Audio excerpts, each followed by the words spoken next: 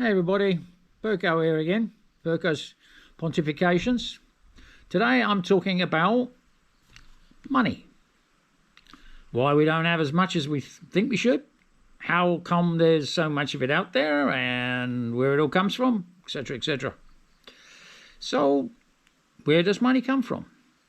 Well, you'd be surprised to know it actually comes out of thin air. It's a little different from a supermarket coupon. Basically, you are issued with these things and usually have to borrow them, which means you have to pay interest.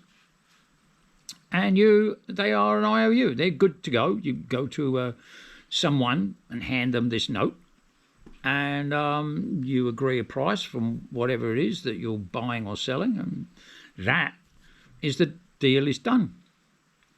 For anybody who's never heard of fractional reserve, I would suggest you actually look it up.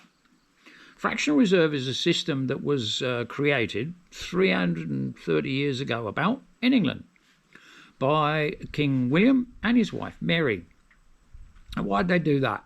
Well, around that time, the late 17th century, the Europeans were getting into this whole floating around the planet and going and collecting pre-stuff from other countries, because they didn't have much of it left in Europe because it was kind of worn out. There's so many people. So, of course, they usually took along a gunboat to make sure that the deal was done. And these countries had to give up their pre-stuff so that the European could sail it away and turn it into stuff. Back to money. Well, what was the system that was set up?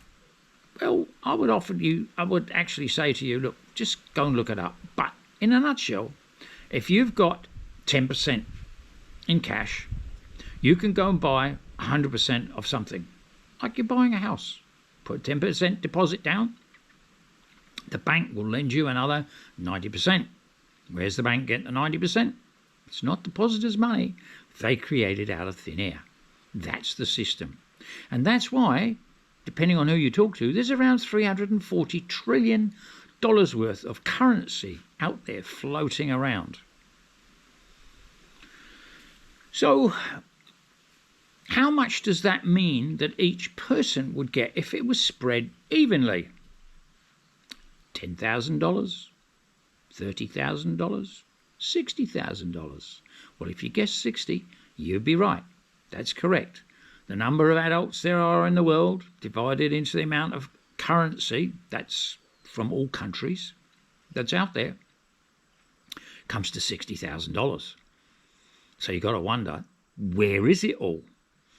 Well, in the old days, money used to be made round to go round, and that was the economy.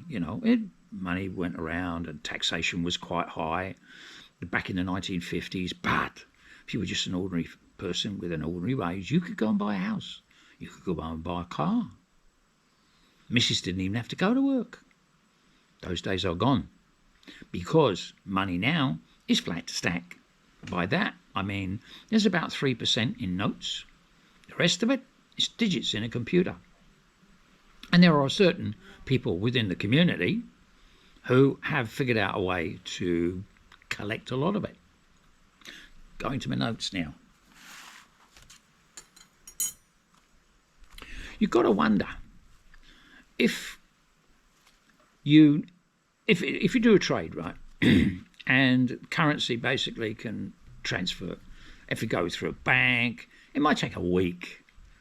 Well, it might interest you to know that all the world's trade out there comes to about a third of that 340 trillion number.